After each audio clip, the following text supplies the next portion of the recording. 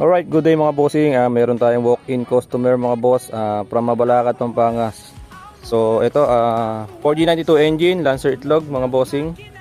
Yan, check lang natin tong makina kung ano yung makikita natin problema. So yan. Ito, meron ako nakita ditong nakalabas na na idle up mga boss. Pero hindi naman naka-bypass yung niya, yung servo niya. So, ayan, pakita ko sa inyo bossing yung andar. Dito tayo sa loob. Andarin natin yung makina mga boss. Ayan. Ayan mga bossing, unang issue na nakita natin, yung radiator fan nakarekta. So umiikot agad siya pagka nag-on tayo ng ignition switch. Ayan mga boss, nawala check engine, try natin paandarin. Ayan mga bossing, medyo hard starting siya pagka pinandar. Ayan mga boss. So makikita nyo mga bossing, may check engine tayo. Ayan, lobas yung check engine natin. So ibig sabihin may problema tayo sa sensor. So disregard nyo tong gasolina kasi wala tayong gasolina mga bossing. Ayan. Tingnan natin dito sa tambucha mga boss. Bibili ba kayo?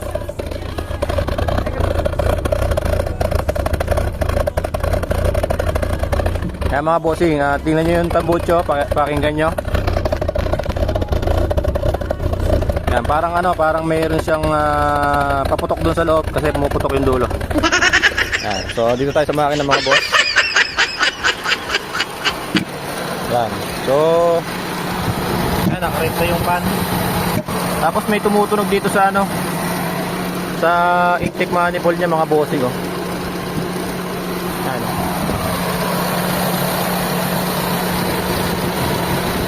Ayan, pumuputok mga bossing.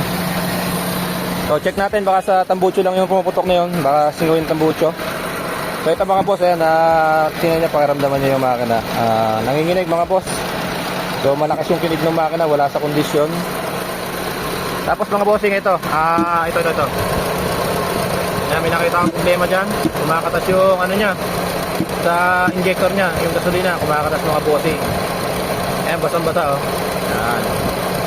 So check natin mga boss kung ano yung mga gagawin natin dito. Papakita ko sa inyo mga bossing. So step by step mga boss, at tuturo ko sa inyo kung ano yung mga dapat natin ayusin, kung ano yung mga dapat natin palitan. Siyempre yung mga piyesa na papalitan natin mga bossing, bago natin palitan talaga yan, testingan muna natin ng matitinong piyesa. So pagka naayos natin yung makina, pabalik natin yung sa kanya, testingin natin kung ma-confirm natin na sira talaga yung piyesa niya. So yan, ayusin natin ito mga bossing. Yan, no? Malapit na yung bago, may pumuputok mga boss.